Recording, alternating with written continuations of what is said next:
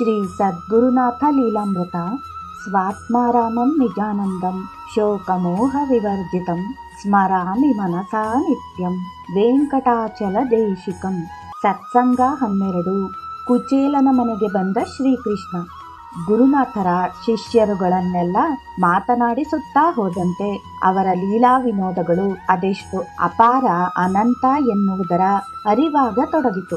ಗುರು ಬಂಧುಗಳಲ್ಲೊಬ್ಬರನ್ನು, ನಿಮಗೆ ಗುರುನಾಥರ ಪರಿಚಯ ಹೇಗಾಯಿತು, ನಿಮ್ಮ ಮೇಲೇನು ಪ್ರಭಾವ ಬೀರಿದರು ಎಂದು ಕೇಳಿದಾಗ ಸಹಜವಾಗಿ ಅವರು ಹೀಗೆ ಹೇಳತೊಡಗಿದರು. ಬೆಂಗಳೂರಿನಲ್ಲಿ ಮೊದಲು ಗುರುಬಂಧು ಒಬ್ಬರ ಮನೆಯಲ್ಲಿ ಗುರುನಾಥರನ್ನು ಕಾಣುವ ಸುಯೋಗ ಒದಗಿತು. ನಾನು ಬಯಸಿಯೋ ಬಯಸದೆಯೋ ಪದೇ ಪದೇ ಗುರುನಾಥರ ದರ್ಶನವಾಗುತ್ತಿತ್ತು. ಮತ್ತೆ ಇನ್ನೊಬ್ಬ ಸ್ನೇಹಿತರು ನನ್ನನ್ನು ಕಡೂರಿನ ಒಂದು ಗುರುಸ್ಥಾನಕ್ಕೆ ಕರೆದುಕೊಂಡು ಹೋಗಿದ್ದರು. ಬರುತ್ತಾ ಸಖರಾಯ ಪಟ್ಟಣದಲ್ಲಿಳಿದು ಗುರುದರ್ಶನ ಮಾಡಿಕೊಂಡು ಊರಿಗೆ ಬಂದೆ. ನನ್ನ ವ್ಯಾಪಾರದ ವಸ್ತುಗಳನ್ನು ಸಖರಾಯ ಪಟ್ಟಣದಲ್ಲಿ ಗುರುನಾಥರ ಮನೆಯೇ ಸಮೀಪದಲ್ಲಿಡುತ್ತಿದ್ದೆ. ಶ್ರೀರಾಮನವಮಿಯ ಸಮಯ. ಗುರುನಾಥರ ಮನೆಯಲ್ಲಿ 100 ರೂಪಾಯಿ ಇಟ್ಟುಕೊಂಡು ಸಕ್ಕರೆ ನಿಂಬೆಹಣ್ಣು ತರಿಸಲು ನೋಡುತ್ತಿದ್ದರು. ನಾನು ಹೋಗಿ ಅವುಗಳನ್ನು ತಂದುಕೊಟ್ಟೆ. ಗುರುನಾಥರ ದೃಷ್ಟಿ ನನ್ನ ಮೇಲೆ ಬಿತ್ತು. ಸಹಜವಾಗಿ ಏನು ಬಂದಿದ್ದು ಎಂದು ಗುರುನಾಥರು ಕೇಳಿದಾಗ ನಿಮ್ಮ ಜೊತೆ ಇರಲು ಬಂದೆ ಎಂದು ಬಿಟ್ಟೆ. ಎಲ್ಲೆಲ್ಲಿಂದಲೋ ಗುರುನಾಥರನ್ನು ಹುಡುಕಿ ಬರುವ ಜನರಿದ್ದರು. ನಮಗೆ ಗುರುಕಾರುಣ್ಯ. ಹಾಗಾಗಿ ಕೇವಲ 22 ಕಿಲೋಮೀಟರ್ಗಳಷ್ಟು ಹತ್ತಿರದಲ್ಲಿ ಗುರುನಾಥರು ಸಿಕ್ಕಿದ್ದರು. ಇದು ನಮ್ಮ ಪುಣ್ಯ. ಆದರೆ ಅನೇಕ ಸಾರಿ ಅವರನ್ನು ಕಾಣಲು ಹೋಗಬೇಕೆಂದರೆ ಹಲವು ಅಡೆತಡೆಗಳು ಬರುತ್ತಿದ್ದವು. ಮನದಲ್ಲಿ ನಿರ್ಧಾರ ಅಚಲವಾಗಿದ್ದರೆ ಅದು ಹೇಗೋ ಎಸ್ಟಿಡಿ ಬೂತ್ನಲ್ಲಿ ಪರಿಚಯದವರೊಬ್ಬರಿಂದ ಸಾಲ ಪಡೆದಾದರೂ ಗುರುಸ್ಥಾನಕ್ಕೆ ಹೋಗುತ್ತಿದ್ದೆ. ಒಮ್ಮೆ ಅನೇಕ ದಿನಗಳಿಂದ ಗುರುನಾಥರನ್ನೂ ಕಂಡಿರಲಿಲ್ಲ. ನೋಡಬೇಕೆಂದು ಮನಸ್ಸಾಗಿತ್ತು. ಆದರೆ ಹಣವಿರಲಿಲ್ಲ. ನಮ್ಮ ಮಾವನ ಮಗ ಗೌರಿ ಹಬ್ಬದ ಪೂರ್ವದಲ್ಲಿ ಇಲ್ಲಿಗೆ ಬಂದಿದ್ದರು. ಅವರು ಸಕ್ಕರಾಯ ಪಟ್ಟಣಕ್ಕೆ ಹೋಗಬೇಕೆಂದಾಗ ಹೊರಟೆ. ಜೇಬಿನಲ್ಲಿ ಹಣವಿಲ್ಲ. ಎಸ್ಟಿಡಿ ಬೂತ್ನಲ್ಲಿ ಬೇರಾರೋ ಇದ್ದರು. ಅವರಿಂದ ಸಾಲ ಪಡೆಯುವುದು ಕಷ್ಟ. ಎಂಥ ಪರಿಸ್ಥಿತಿ ತಂದೆ ಗುರುವೇ ಎಂದು ಮನಸ್ಸು ನೊಂದಿತು. ಅಷ್ಟರಲ್ಲಿ ರೋಡು ಹಂಪ್ ಬಳಿ ಗುರುನಾಥರು ಕಾರಿನಲ್ಲಿ ಬರುತ್ತಿರುವುದು ಕಂಡಾಗ ಆದ ಸಂತೋಷ ಅಷ್ಟಿಷ್ಟಲ್ಲ. ದರ್ಶನ ನೀಡಿ ಸಾರ್ಥಕ ಮಾಡಿದರು ನನ್ನನ್ನು. ನಂತರ ಅವರು ಬಂದಿದ್ದ ಗುರುಬಂಧುಗಳ ಮನೆಗೆ ನಾನು ಹೋದೆ. ನಿಮ್ಮ ಮನೆಯಲ್ಲಿ ಎಂದು ವಿಚಾರಿಸಿ ಪ್ರೀತಿಯಿಂದ ನಮ್ಮ ಮನೆಗೆ ಬಂದರು. ಕುಚೇಲನ ಮನೆಗೆ ಶ್ರೀ ಕೃಷ್ಣ ಪರಮಾತ್ಮ ಬಂದಂತಾಯಿತು. ಗುರುಕರುಣೆಯ ಅಪಾರತೆಯನ್ನು ಅವರು ತೆರೆದಿಟ್ಟದ್ದು ಹೀಗೆ. ಬಡವರು ಆರ್ತರು ಎಂದರೆ ನನಗೆ ಪ್ರೀತಿ. ಏಕೆಂದರೆ ಭಗವಂತನ ಹತ್ತಿರದಲ್ಲವರಿರುತ್ತಾರೆ ಎಂಬ ಗುರುನಾಥರ ನುಡಿಯನ್ನಿಲ್ಲಿ ಸ್ಮರಿಸಬಹುದಾಗಿದೆ. ಗುರುಚಿತ್ತವಿದ್ದಂತೆ ಆ ಗುರುಬಂಧುಗಳು ಗುರು ಕಥಾಮೃತವನ್ನು ಮತ್ತೆ ಹೀಗೆ ಮುಂದುವರಿಸಿದರು. ಮೊದಲ ಭೇಟಿಯಲ್ಲಿ ನಿಮ್ಮ ಬಳಿ ಇರಲು ಬಂದೆ ಎಂದ ನನ್ನ ಮಾತನ್ನು ಒಪ್ಪಿಕೊಂಡರೋ ಏನೋ.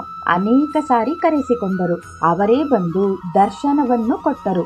ಜಗದ್ಗುರುಗಳ ವೇದಿಕೆಯನ್ನು ತಮ್ಮ ಭಕ್ತರ ಮನೆಯಲ್ಲೆಲ್ಲ ನಿರ್ಮಿಸಿ ಆರಾಧನೆ, ಪೂಜೆ, ಪುನಸ್ಕಾರಗಳು ನಿರಂತರ ನಡೆಸುತ್ತಾ ಧರ್ಮ ಪರಿಪಾಲನೆಯಲ್ಲಿ ಗುರುಬಾಂಧವರನ್ನು ಗುರುನಾಥರು ಹಚ್ಚುತ್ತಿದ್ದರು. ಆದರೆ ಯಾರ ಮನೆಯಲ್ಲಿ ಯಾವಾಗ ಏನಾಗಬೇಕೆಂಬುದೆಲ್ಲ ಆ ಗುರುಚಿತ್ತದ್ದಾಗಿತ್ತು. ಒಂದು ಭಾನುವಾರ ಗುರುಬಂಧು ಒಬ್ಬರ ಮನೆಯಲ್ಲಿ ಅರುಣ ಪಾರಾಯಣ ಇದೆ ಎಂದು ಕರೆಸಿದ್ದರು. ಅಷ್ಟು ಹೊತ್ತಿಗೆ 2 ಪಾದುಕೆ ತರಿಸಬೇಕೆಂದಿದ್ದರು. ನನ್ನ ಬಳಿ ಲಿಂಗ ಮತ್ತು ಬಸವಣ್ಣನನ್ನು ತರಿಸಲು ಗುರುನಾಥರು ಹೇಳಿದ್ದರು. ನಾನವನ್ನು ತರುವಷ್ಟರಲ್ಲಿ ಪಾದುಕೆಗಳು ಬಂದಿದ್ದವು. ಅವನ್ನು ನನ್ನ ಕೈಗೆ ಕೊಟ್ಟರು. ಇದೇ ಸಮಯದಲ್ಲಿ ಅಲ್ಲಿಗೆ ಗುರುನಾಥರ ಬೀಗರು ನಂಜನಗೂಡಿನಿಂದ ಬಂದರು. ಪಾದುಕೆಗಳನ್ನು ಅವರಿಗೆ ಕೊಡಲು ನನಗೆ ತಿಳಿಸಿದರು. ಲಿಂಗ ಬಸವಣ್ಣ ಮಾತ್ರ ನನ್ನಲ್ಲೇ ಉಳಿದಿತ್ತು. ಅವನ್ನು ಮತ್ತೊಬ್ಬ ಗುರುಬಂಧುವಿನೊಂದಿಗೆ ನಮ್ಮ ಮನೆಗೆ ಕಳಿಸಿದರು. ಅಲ್ಲಿಟ್ಟು ಆರತಿ ಮಾಡಿದೆವು. ಆಮೇಲೆ ಗುರುನಾಥರು ಫೋನು ಮಾಡಿದಾಗ ನೀವು ನಿಮ್ಮ ಮನೆಯಿಂದ ಮತ್ತೊಬ್ಬ ಗುರುಬಂಧುವಿನ ಮನೆಗೆ ಹೋಗಿರಿ ಎಂದರು. ಅಲ್ಲಿ ಆರತಿ ಮಾಡಿದೆವು. ಅಲ್ಲಿಯೂ ವೇದಿಕೆ ನಿರ್ಮಿಸುವುದೆಂದಾಯಿತು. ನಾನೊಂದೆಡೆ ನಿಂತಿದ್ದೆ. ಆಗ ಗುರುನಾಥರು ತಮ್ಮ ಮಗಳಿಗೆ ಫೋನು ಮಾಡುತ್ತಿದ್ದರು. ತಾವು ಎಲ್ಲೆಲ್ಲಿ ವೇದಿಕೆ ನಿರ್ಮಾಣ ಮಾಡಿಸುತ್ತಿದ್ದಾರೆಂದು ಮಗಳಿಗೆ ತಿಳಿಸುತ್ತಿದ್ದರು. ಅವರ ಮಾತಿನಲ್ಲಿ ನಮ್ಮ ಮನೆಯಲ್ಲೂ ವೇದಿಕೆ ನಿರ್ಮಾಣವಾಗುವುದು ತಿಳಿಯಿತು. ಗುರುನಾಥರ ಮಾತುಗಳು ಯಾರನ್ನು ಕುರಿತಾದ್ದು ಎಂಬುದನ್ನು ಎಚ್ಚರಿಕೆಯಿಂದ ಕೇಳಿ ತಿಳಿದುಕೊಂಡಾಗಲೇ ಬಹುದೊಡ್ಡ ಭಾಗ್ಯ ಅವರ ಪಾಲಿಗೆ ಒದಗಿ ಬರುವುದು. ಅದು ಗುರುನಾಥರ ಒಂದು ಪರೀಕ್ಷೆಯು ಇದಾಗಿರಬಹುದೇನೋ. ಶಿಷ್ಯರ ಸೂಕ್ಷ್ಮಮತಿಯನ್ನು ಪರೀಕ್ಷಿಸುವ ರೀತಿಯೇನೋ ಅರಿಯುವುದು ಕಷ್ಟ. ನನ್ನ ಭಾಗ್ಯವಿದು ಎಂದು ಕೂಡಲೇ ಮನೆಗೆ ಬಂದು ವೇದಿಕೆಯ ತಯಾರಿ ನಡೆಸಿದೆವು. ಮಾರನೆಯ ದಿನವೇ ಗುರುನಾಥರೂ ಬಂದರು. ಹಿಂದಿನ ದಿನವೇ ವೇದಿಕೆಗೆ ಸಂಬಂಧಿಸಿದ ಪೂಜಾ ಕೈಂಕರ್ಯಗಳನ್ನು ಗುರುಬಂಧುಗಳು ನಡೆಸಿಕೊಟ್ಟಿದ್ದರು. ನಾನು ಕನಸು ಮನಸ್ಸಿನಲ್ಲೂ ನೆನೆಸಿರಲಿಲ್ಲ. ವೇದಿಕೆಯಾಯ್ತಲ್ಲ, ಇದರ ಪೂಜೆ ವಿಧಿವಿಧಾನವೇನು ನಾನೇನು ಮಾಡಬೇಕೆಂದೂ ಚಿಂತಿಸಿರಲಿಲ್ಲ. ಏಕೆಂದರೆ ಎಲ್ಲವೂ ಗುರುನಾಥರೇ ಎಂದು ನಂಬಿದ್ದೆ. 2 ಹೊತ್ತು ಆರತಿ ಮಾಡಿಕೊಂಡು ಹೋಗಯ್ಯ ಸಾಕು ಎಂದು ಗುರುನಾಥರು ಅತಿ ಸರಳವಾದ ಸೇವೆಯನ್ನು ತಿಳಿಸಿದರು. ಯದ್ಭಾವಂ ತದ್ಭವತಿ ಎಂಬಂತೆ ಆಗಿತ್ತು. ಗುರುನಾಥರ ಸಹವಾಸದ ಸವಿ ನೆನೆಯುತ್ತಾ ಗುರುಬಂಧುಗಳು ಮೌನವಾದರು. ಓಹೋ, ನಂಬಣ್ಣದ್ದೇ ಕಾರು. ಗುರುನಾಥರ ಭಕ್ತರೊಬ್ಬರು ಒಂದು ಕಾರು ಕೊಂಡರು. ಮೊದಲಿನಿಂದ ಕಷ್ಟದಲ್ಲಿ ಇದ್ದರೂ ಗುರುನಾಥರ ಕೃಪೆಯಿಂದ ನಾನು ಈ ಸ್ಥಿತಿಗೆ ಬಂದೆ, ಕಾರು ಕೊಂಡುಕೊಂಡೆ ಎಂಬ ಸಂತೃಪ್ತ ಭಾವ ಅವರಲ್ಲಿತ್ತು. ಈ ಸಮಯದಲ್ಲಿ ಗುರುನಾಥರು ಸಕ್ಕರಾಯಪಟ್ಟಣದಲ್ಲಿದ್ದರು. ಅಷ್ಟೊಂದು ಆರೋಗ್ಯ ಸರಿ ಇರಲಿಲ್ಲ. ಹಾಗಾಗಿ ಅವರು ಬರಲಾಗದಿದ್ದುದರಿಂದ ಇವರೇ ಕಾರನ್ನು ಸಖರಾಯಪಟ್ಟಣಕ್ಕೆ ಒಯ್ದರು. ಗುರುನಾಥರಿಗೆ ನಮಿಸಿ ಕಾರು ತೆಗೆದುಕೊಂಡು ಬಂದಿರುವ ವಿಚಾರ ತಿಳಿಸಿದಾಗ ಅವರಿಗಾದ ಸಂತಸ ಅಷ್ಟಿಷ್ಟಲ್ಲ. ತಾನೇ ಕಾರು ಕೊಂಡಂತೆ ಸಂಭ್ರಮಿಸಿದರು. ತಮ್ಮ ನೋವುಗಳನ್ನೆಲ್ಲ ಮರೆತು ಮಗುವು ಒಂದು ಆಟಿಕೆಯನ್ನು ಪಡೆದಾಗ ಎಷ್ಟು ಸಂತೋಷ ಪಡುತ್ತದೋ ಹಾಗೇ ಸಂತಸ ಪಟ್ಟರು. ಅದು ರಾತ್ರಿ 9:30 ಆಗಿತ್ತು. ಗುರುಗಳ ಹಳೆಯ ಮನೆಯಲ್ಲಿ ಊಟ ಮಾಡಿಕೊಂಡು ಗುರುಗಳಿದ್ದ ಹೊಸ ಮನೆಗೆ ಬಂದೆವು. ದೂರ ನಿಲ್ಲಿಸಿದ್ದ ಕಾರನ್ನು ನಮ್ಮ ಗುರುಬಂಧುಗಳು ತಂದರು. ಗುರುನಾಥರು ಮಲಗಿದ್ದರು. ವಿಷಯ ತಿಳಿಸಿದಾಗ ಇಬ್ಬರು ಗುರುಬಂಧುಗಳು ಅವರನ್ನು ಎತ್ತಿಕೊಂಡು ಬಂದರು. ಓಹೋ, ನಮಗೆ ಪ್ರಿಯವಾದ ಬಣ್ಣದ್ದೇ ಕಾರು ಎಂದು ತುಂಬಾ ಸಂತಸದಿಂದ ನುಡಿದರು. ಗುರುನಾಥರನ್ನು ಕಾರಿನಲ್ಲಿ ಕೂರಿಸಿಕೊಂಡು ಅಲ್ಲೇ ಸುತ್ತಾಡಿಸಿ ಶಿವಾಲಯದ ಬಳಿ ಬಂದು ದೂರದಿಂದಲೇ ನಮಸ್ಕರಿಸಿ ಮತ್ತೆ ಮನೆಗೆ ಕರೆದೊಯ್ದೆವು. ತಮ್ಮ ಶಿಷ್ಯರು ಕಾರು ತೆಗೆದುಕೊಂಡರೆಂದಾಗ ಅವರ ಸಂತೋಷ ಅದೆಷ್ಟಿತ್ತೋ, ನಮ್ಮ ಮೇಲೆ ಅವರ ಪ್ರೀತಿ ಎಷ್ಟಿತ್ತೆಂದರೆ ನೆನೆದರೆ ಈಗಲೂ ಮೈ ಜುಮ್ ಎನ್ನುತ್ತದೆ.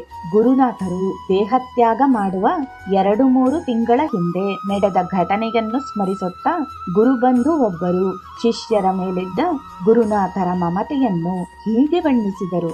ಅದು ಹಾವಲ್ಲ, ನಮ್ಮ ಗುರುಗಳು. ಭಗವಂತನು ಭಕ್ತರ ಉದ್ಧಾರಕ್ಕಾಗಿ ಭೂಮಿಯಲ್ಲಿ ಸದ್ಗುರುವಾಗಿ ಜನಿಸಿ ಬರುತ್ತಾನಂತೆ.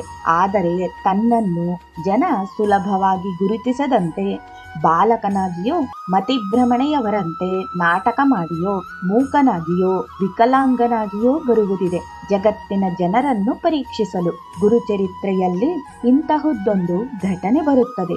ಗುರುಗಳು ಮೂಕ ಮಗುವಾಗಿ ಜನಿಸಿ ಬಾಲ್ಯ ಕಳೆದು ಉಪನಯನದ ವಯಸ್ಸಿಗೆ ಬಂದಾಗ ತಂದೆ ತಾಯಿಗಳು, ನಿನ್ನ ಮಾತನ್ನು ಕೇಳದ ಈ ಜೀವನ ವ್ಯರ್ಥವಾಯಿತಲ್ಲಪ್ಪ, ನೀನು ಯಾವಾಗ ಮಾತನಾಡುವುದು ಎಂದು ಬೇಡಿದಾಗ ಜನಿವಾರವನ್ನು ತೋರಿಸಿ ತನಗೆ ಉಪನಯನ ಮಾಡಲು ತಿಳಿಸುತ್ತಾರೆ. ಮೂಕ ಬಾಲಕನಿಗೆ ಬ್ರಹ್ಮೋಪದೇಶವೇ ಎಂದು ಜನರು ಹುಬ್ಬೇರಿಸುತ್ತಾರೆ. ಆದರೆ ಉಪನಯನ ಆಗುತ್ತಿದ್ದಂತೆ ಚತುರ್ವೇದಗಳನ್ನು ಉಚ್ಚರಿಸಿ ತಮ್ಮ ಗುರುತ್ವ ತೋರಿದ ಕಥೆ ಎಲ್ಲರರಿತದ್ದೇ. ಗುರುನಾಥರ ಬಳಿ ಸಹ ಇಂತಹ ಒಬ್ಬ ಮಹಾ ತಪಸ್ವಿ ಗುರು ನರರೂಪ ಧರಿಸಿ ಬಂದಾಗ ಆ ಬಾಲಕನನ್ನು ತಮ್ಮ ಬಳಿ ಕರೆತಂದಾಗ ಇವರು ಅವಧೂತರು, ನಮಗಿಂತ ದೊಡ್ಡವರು, ಚಿಂತಿಸಬೇಡಿ ಎಂದು ಬಹು ಹಿಂದೆಯೇ ಅವರ ತಂದೆ ತಾಯಿಗಳಿಗೆ ತಿಳಿಸಿದ ಮಾತು ಮುಂದೆ ಸತ್ಯವಾಗಿತ್ತು. ಹೀಗಾಗಿ ಗುರುನಾಥರ ಪರಿಚಯವಾಗಿ ಅವರ ಭಕ್ತರಾಗಿ ನಡೆದುಕೊಳ್ಳುತ್ತಿದ್ದ ಆ ಮನೆಯವರಿಗೆ ಗುರುನಾಥರೆಂದರೆ ಅಪಾರ ಪ್ರೀತಿ. ಒಮ್ಮೆ ಆ ಮನೆಯವರು ಗುರುನಾಥರ ಬಳಿ ನಮ್ಮ ಮನೆಗೆ ಯಾವಾಗ ಬರುತ್ತೀರಿ ಎಂದು ಕೇಳಿದಾಗ ನಾಳೆ ಸಂಜೆಯೇ ಬರುತ್ತೇನೆಂದು ಹೇಳಿಬಿಟ್ಟರು. ಆ ಮನೆಯವರು ಗುರುನಾಥರ ಬರುವಿಕೆಯನ್ನು ಎದುರು ನೋಡುತ್ತಾ ತವಕದಲ್ಲಿದ್ದರು. ಸಂಜೆಯಾಗುತ್ತಾ ಬಂದಿತು. ಇದ್ದಕ್ಕಿದ್ದಂತೆ ಮನೆಯ ಮುಂದೆ ಹಾವು ಹಾವು ಎಂಬ ಗದ್ದಲ ಕೇಳಿಬಂತು. ಮನೆಯವರೆಲ್ಲ ಹೊರಗೆ ಬಂದರು. ಮನೆಯ ಮುಂದಿದ್ದ ಒಂದು ದೊಡ್ಡ ಚರಂಡಿಯಲ್ಲಿ ಕರಿಯ ದೊಡ್ಡ ನಾಗರ ಹಾವೊಂದು ಬಂದಿತ್ತು. ಎಲ್ಲರೂ ಗಾಬರಿಯಾದರು. ಆ ಮನೆಯ 7-8 ವರ್ಷದ ಬಾಲಕ.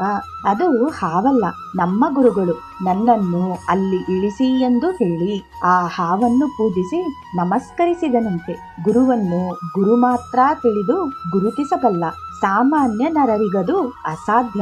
ಮುಂದೆ ಮಾರನೆಯ ದಿನ ಸಖರಾಯ ಪಟ್ಟಣದಿಂದ ಗುರುನಾಥರು ಫೋನ್ ಮಾಡಿ, ನಾನು ನಿನ್ನೆ ಸಂಜೆ ನಿಮ್ಮ ಮನೆಗೆ ಬಂದಿದ್ದೆ, ಎಲ್ಲರಿಗೂ ನನ್ನನ್ನು ಗುರುತಿಸಲಾಗಲಿಲ್ಲವಲ್ಲ ಎಂದು ಮಾರ್ಮಿಕವಾಗಿ ನುಡಿದರಂತೆ. ಹೀಗೆ ಲೀಲಾವತಾರಿಗಳಾದ ಗುರುನಾಥರು ಹಲವು ರೂಪಗಳಲ್ಲಿ ತಾವು ಹೇಳಿದ ಸಮಯಕ್ಕೆ ಹೇಳಿದಂತೆ ಬಂದು ಮಾತನ್ನುಳಿಸಿಕೊಂಡ ಮಹಾತ್ಮರಾಗಿದ್ದಾರೆ.